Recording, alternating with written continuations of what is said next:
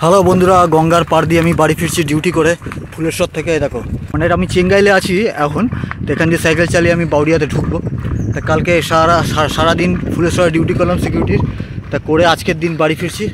তা কি সুন্দর লাগছে না দৃশ্যটা, ঠান্ডা হাওয়া, মেঘলা আকাশ। আর এটা হচ্ছে চেঙ্গাইলের এখানে গঙ্গার ধার, বাঁধ এটা বলে।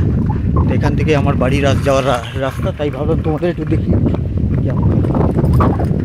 কি সুন্দর লাগছে দৃশ্যটা। কেমন আছো বন্ধুরা তোমরা? তাহলে আমার ভিডিওগুলোকে দেখো, একটু তোমাদের সহযোগিতা চাই, ভালোবাসা চাই, তাহলে আরও বেশি করে ইন্সপায়ার হবো একটা ভালো কোনো ভিডিও বানানোর জন্য। তা দেখতে থাকতে কি ভালো লাগছে না, আমার তো হেভি লাগছে, ঠান্ডা হাওয়া লাগছে গায়ে। আর সকালে তো শরীরটা ক্লান্ত, সারা 24 ঘন্টা ডিউটি করার পরে। কি সুন্দর আকাশটা একদম মেঘলা হয়ে আছে। আমার এখান থেকে বাড়ি যাই আমি রাস্তায় বাউরিয়াতে, খুব সুন্দর পরিবেশটা লাগছে। তা ভাবলাম একটু তোমাদের সাথে দৃশ্যটা শেয়ার করি, আমি একা কেন উপভোগ করবো, তোমরাও দেখতে পাবো।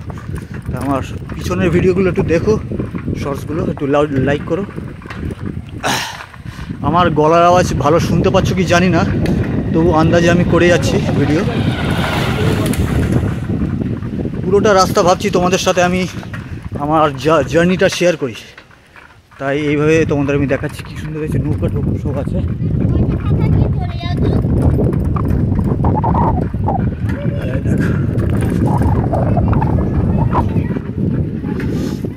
বাঁদিকে সব বাড়ি ঘর সব আছে, ভালো ভালো পাকা বাড়ি।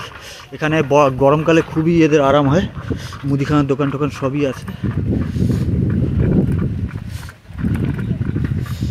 কেমন লাগছে একটু জানিও, লাইক করো, কমেন্ট করো।